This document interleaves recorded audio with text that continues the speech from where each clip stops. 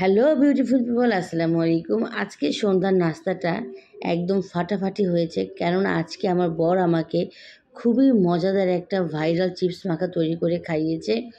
এখন চিকেনের পরিবর্তে সসেস ভেজে নিয়েছে, টমেটো, শসা আর হচ্ছে ধনেপাতা, পেঁয়াজ আর কাঁচামরিচ স্কিপ করে গেছি।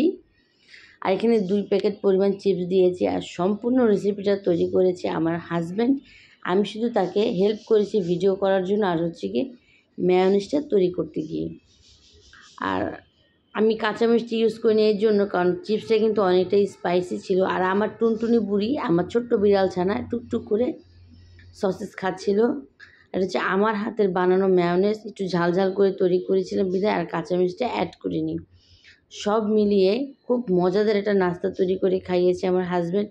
আর টমেটো সস আর হচ্ছে গিয়ে চাট মশলা দিলে কিন্তু টেস্টটা দ্বিগুণ বেড়ে যায়। এই মশলাটা অবশ্যই দেওয়ার চেষ্টা করবা।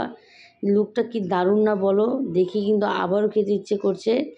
ভিডিওটি কেমন লাগলো অবশ্যই জানাবা।